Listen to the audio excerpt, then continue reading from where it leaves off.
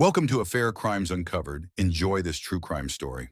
The small town of Millbrook, Illinois, nestled among rolling cornfields and dense forests, was the kind of place where everyone knew everyone. It was a tight-knit community where neighbors looked out for each other. And crime was something that happened in big cities, not in their quiet corner of the world. That's why when Sarah Mitchell vanished without a trace on a crisp autumn morning in 2010, it shook the very foundation of this peaceful town. Sarah was your typical 16-year-old high school junior. She had a small circle of close friends, played volleyball for the school team, and dreamed of becoming a veterinarian one day. With her long brown hair, bright green eyes, and a smile that could light up a room, Sarah was well-liked by her peers and adored by her teachers.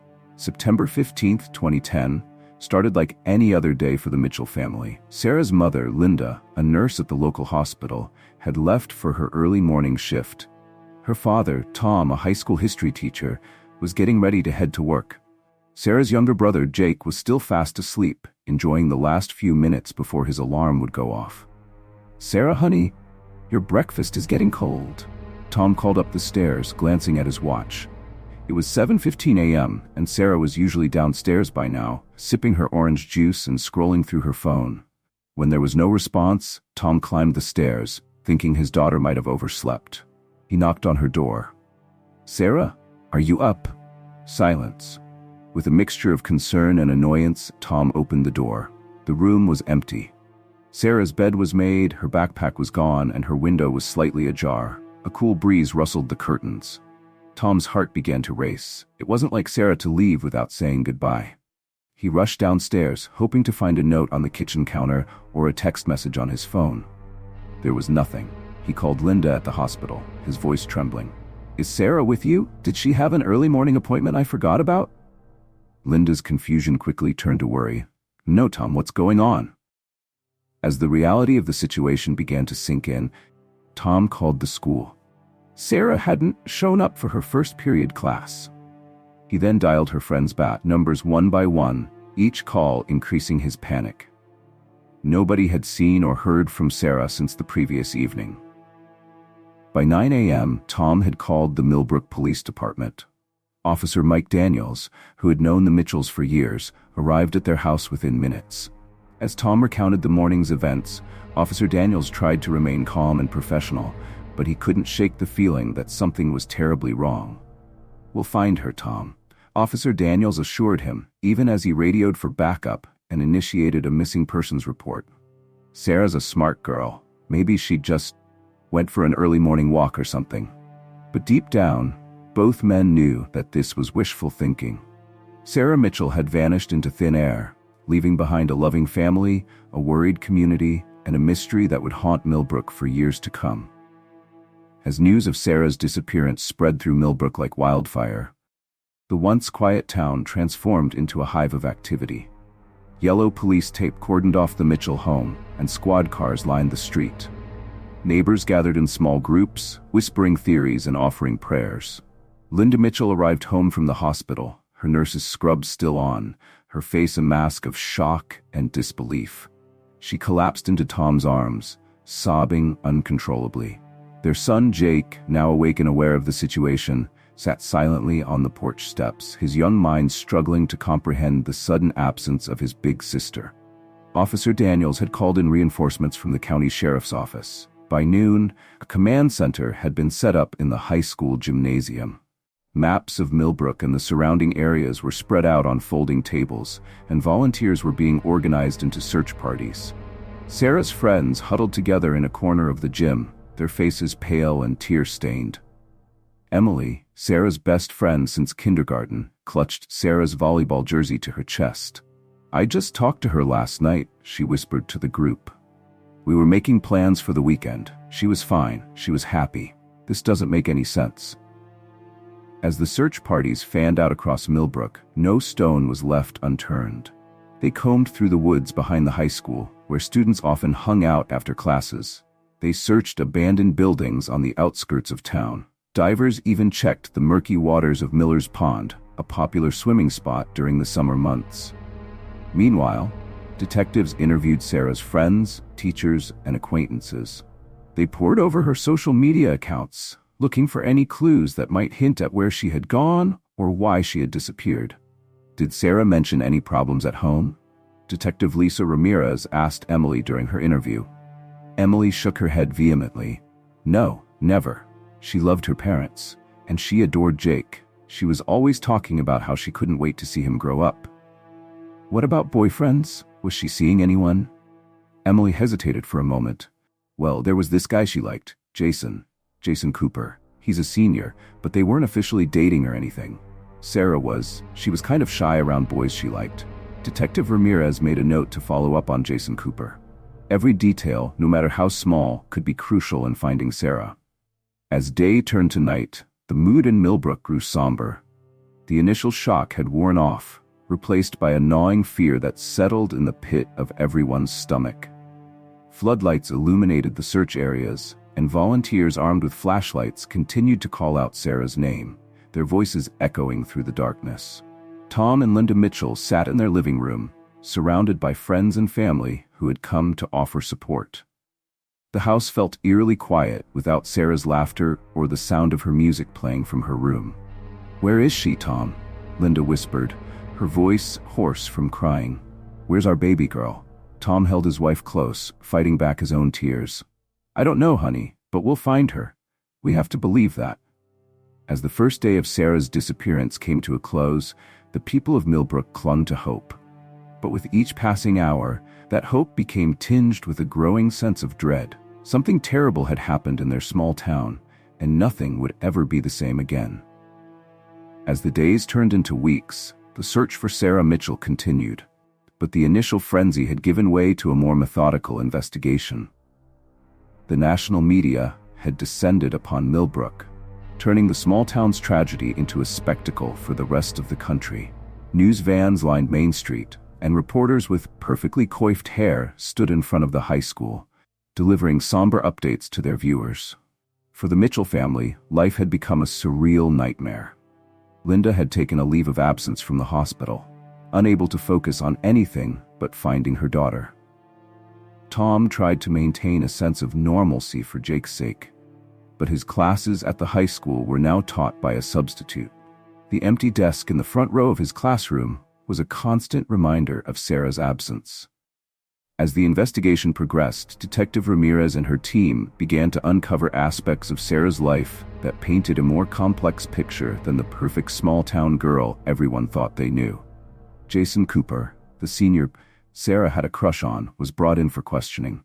He sat in the interrogation room, fidgeting nervously with the sleeve of his Letterman jacket.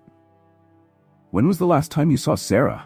Detective Ramirez asked, her tone neutral but her eyes sharp. Jason swallowed hard. At school, the day before she, you know?"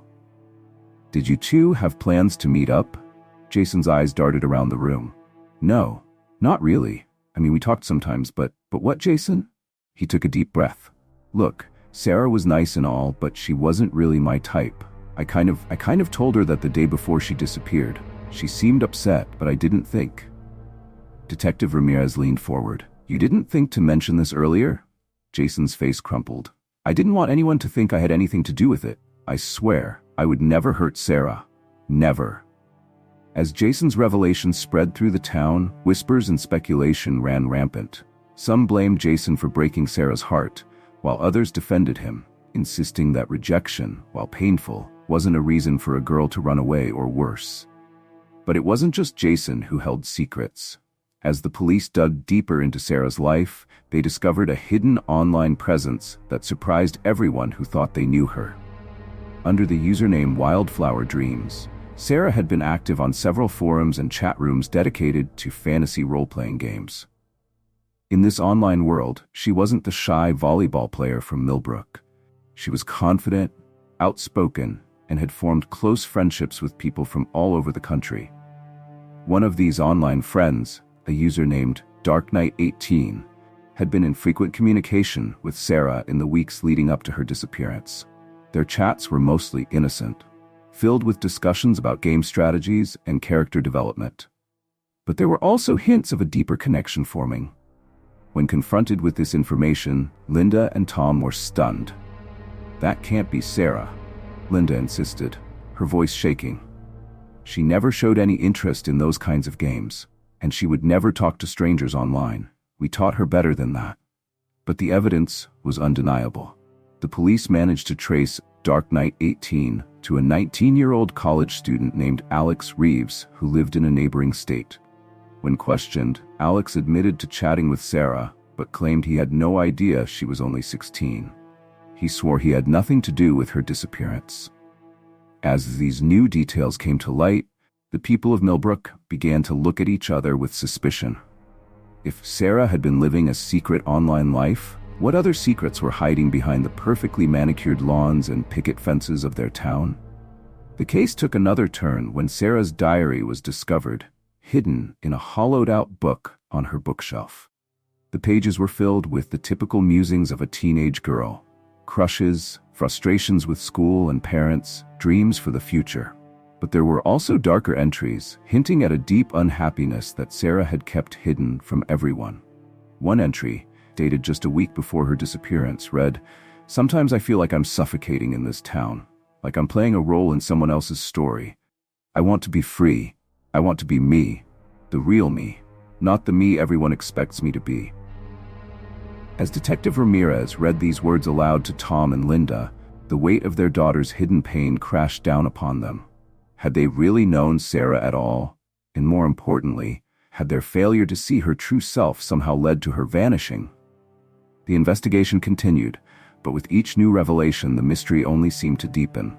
Sarah Mitchell, the girl everyone thought they knew, had vanished not once, but twice. First from their lives, and now from their memories. As the image they had of her crumbled away, replaced by a stranger, they were only beginning to understand. As months passed with no sign of Sarah, the once united front of Millbrook began to fracture. The initial shock and communal grief gave way to finger-pointing and barely concealed accusations. The town that had once prided itself on its close-knit community was now a place where neighbors eyed each other with suspicion, and whispered conversations ceased the moment a stranger walked by. The Mitchell family, once pillars of the community, found themselves increasingly isolated. Some townsfolk, in their desperation to make sense of the senseless, began to wonder if Tom and Linda had somehow been involved in their daughter's disappearance. After all, who knew what went on behind closed doors? "I heard they were strict with her," Mrs. Abernathy, the town gossip, would say in hushed tones at the local diner.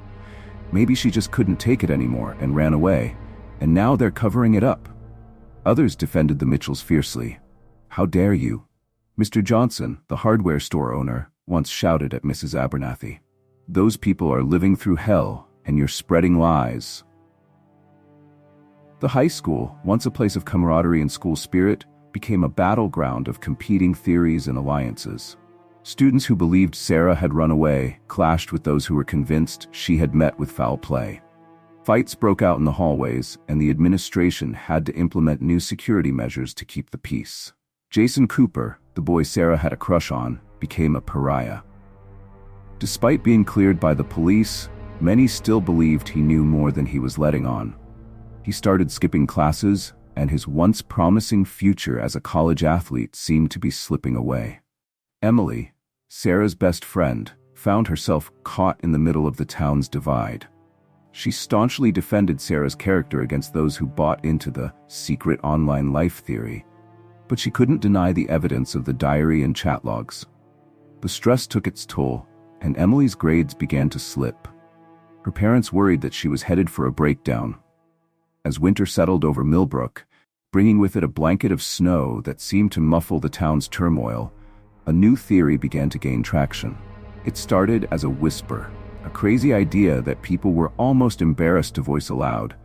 But in a town desperate for answers, even the most outlandish theories found fertile ground. What if, people began to say, what if Sarah was abducted by a cult? The idea stemmed from a combination of Sarah's online activities and a recent news story about a cult operating in a nearby state. Soon, every out-of-town car was viewed with suspicion, and there were calls to investigate abandoned properties on the outskirts of Millbrook. Detective Ramirez tried to quell these rumors, but the damage was done. A group of vigilante cult hunters formed, led by Sarah's volleyball coach, Mr. Erickson. They began conducting their own searches, sometimes interfering with official police investigations. "We're just trying to help," Mr. Erickson insisted when confronted by Officer Daniels. "The police aren't doing enough. We need to consider every possibility." The situation came to a head one snowy evening in December, 3 months after Sarah's disappearance. The cult hunters had received an anonymous tip about strange activities at an old farmhouse just outside town limits. Without informing the police, they decided to investigate. What they found was not a cult, but a group of teenagers who had broken into the abandoned property to drink and get high. In the ensuing chaos, as the teenagers fled and the vigilantes tried to detain them, one boy fell and broke his arm. The incident made national news, further tarnishing Millbrook's reputation. The boy's parents sued, the cult hunters were disbanded, and the town became even more divided between those who supported the vigilantes' efforts and those who saw them as dangerous troublemakers. Through it all, the Mitchells tried to maintain their faith and hope. They appeared on national talk shows, pleading for anyone with information to come forward. They worked with missing persons organizations to keep Sarah's case in the public eye. But as the months turned into a year, and then 2, the leads dried up and the media attention waned. Millbrook, once known for its quaint charm and friendly atmosphere, had become a cautionary tale, a place where a child could vanish without a trace and where the very fabric of community could unravel in the face of tragedy and uncertainty. As the second anniversary of Sarah's disappearance approached, a pall hung over the town. The yellow ribbons tied around trees had faded, the missing posters had been weathered by sun and rain, and the once frequent searches had dwindled to occasional half-hearted efforts. But for Tom and Linda Mitchell, and for those who truly cared about Sarah, the quest for answers continued. They clung to the hope that someday, somehow, they would uncover the truth about what happened on that September morning when their world changed forever. Little did they know that the truth, when it finally came, would be more shocking and heartbreaking than anyone could have imagined. As the calendar pages turned and seasons changed, life in Millbrook settled into a new, uneasy normal. The disappearance of Sarah Mitchell became a part of the town's lore, a cautionary tale whispered to children and a somber reminder of innocence lost. But for those closest to Sarah, the passage of time did little to dull the pain of her absence. The Mitchell families struggled to find a balance between honoring Sarah's memory and moving forward with their lives. Tom and Linda, once the picture of a happy couple, found their marriage tested by the strain of their shared grief. They attended counseling sessions, trying to bridge the growing gap between them. Jake, Sarah's younger brother, grew from a confused child into a brooding teenager. He resented the shadow his sister's disappearance cast over his life, yet fiercely defended her memory whenever anyone dared suggest she had run away, or worse, that she was no longer alive. "She's out there," he would insist, his voice cracking with emotion, "and I'm going to find her someday." Emily, Sarah's best friend, graduated high school and left for college, carrying the weight of survivor's guilt with her.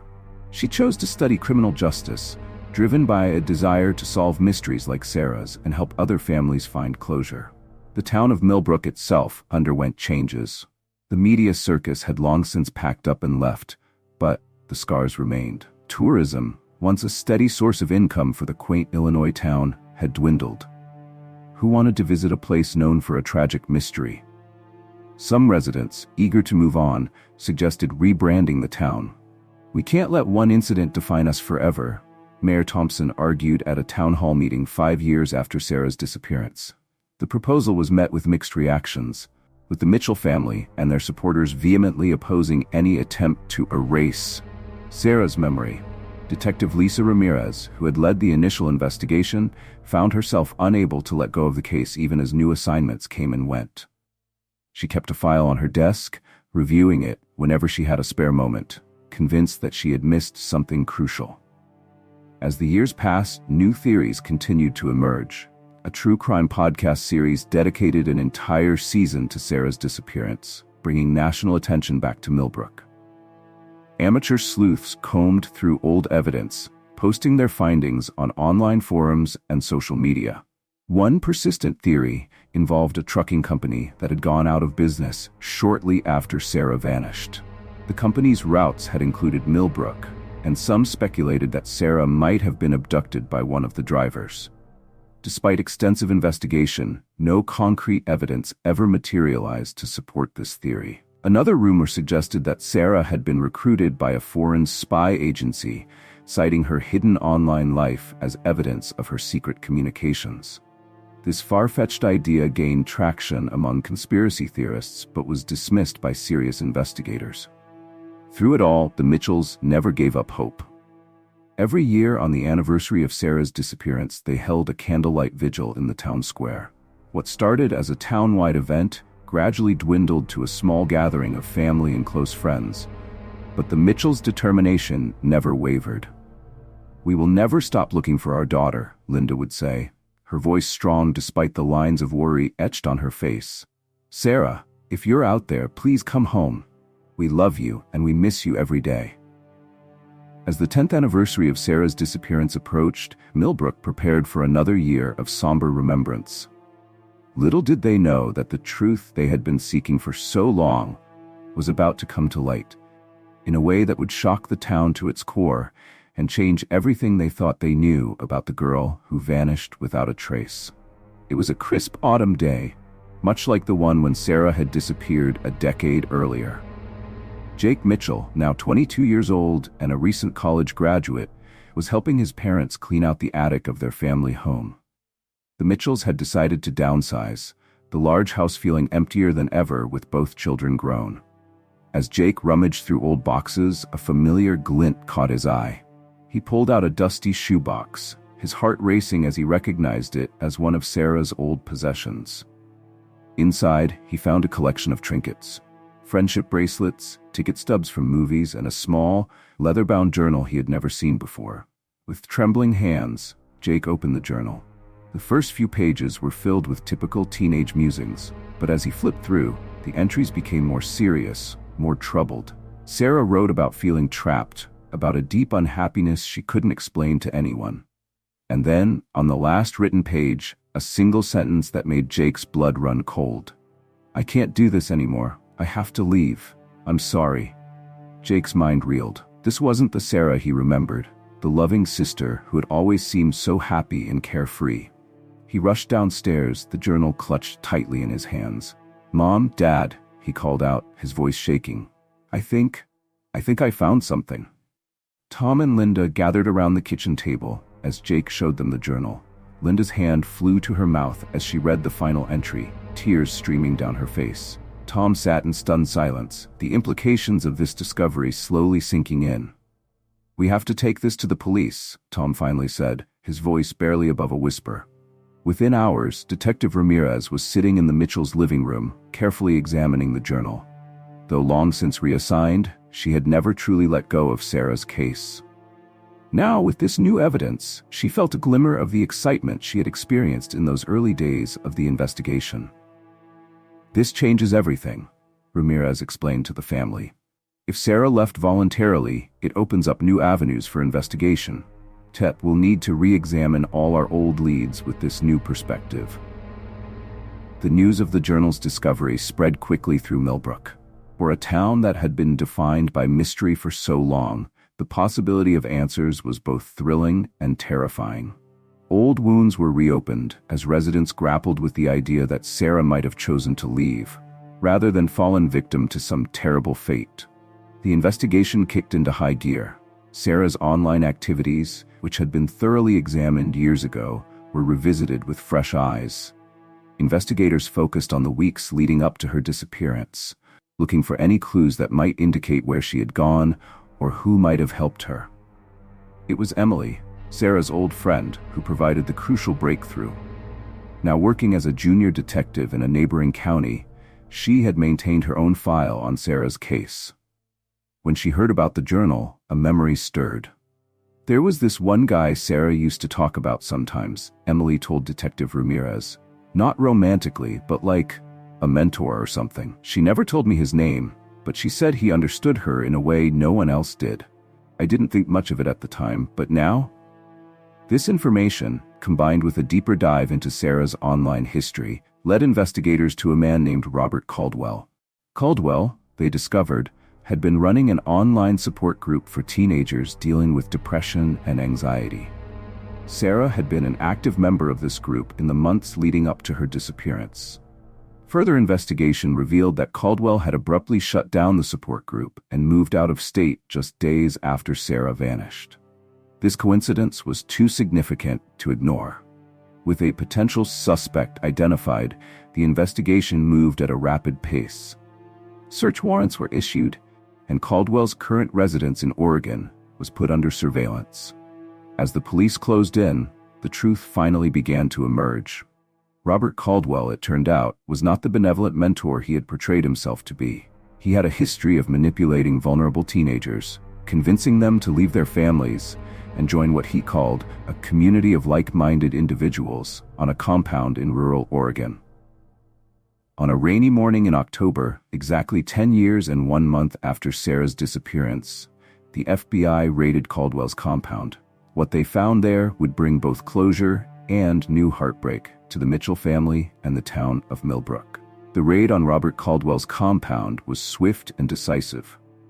FBI agents, accompanied by local law enforcement, stormed the remote property in the early hours of the morning.